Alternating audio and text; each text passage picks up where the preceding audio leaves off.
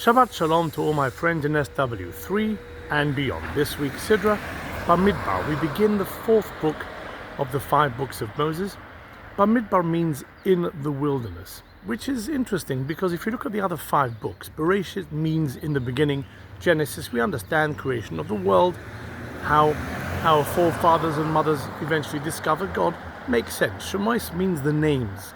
We call it Exodus, but that means the names, so these are the Jewish people names who were slaves in Egypt, who leave Egypt and sojourn in the wilderness, we fully understand. Vayikra means Leviticus, but means, and God calls to Moses from the tabernacle, because that's talking about the service of the Kohanim, the priests and the Levites in the tabernacle. And the last book is Devarim, the final words that Moses says before he leaves this world. But Bemidbar, the 4th book, in the wilderness, yes, I understand that it's worse, badly translated as Numbers, but it means in the wilderness. Why? How does that encompass anything of this book? Bemidbar always comes immediately before the festival of Shavuos, which is next week. It is always the weekend before Shavuos. The 10 Commandments, which we commemorate the receiving of in Shavuos, in Hebrew are the Aseres HaDibros, the 10 words. Dibros from the word ledaber, to speak, davar, something tangible. Even the last book of the Torah called Devarim could mean words and could mean things, because in our service to God we have words of prayer and we do action with things.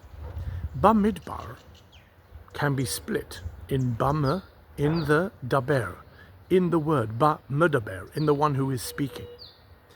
Because we are talking about the receiving of the Torah.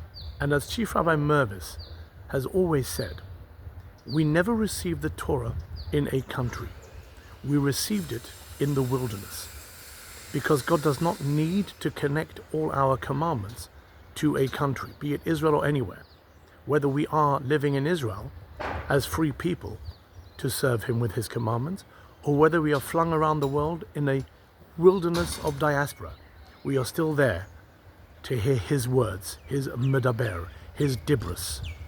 So, one major reason why we call this book Bemidbar, to remind us that immediately after that is the day of Shavuos, the day we remember God's words, medaber, the day we remember Moses is speaking for God, through God, medaber, in order for us to say the words of prayer, to say the words of gratitude, and to do the things, the actions that all Jews are proud to do.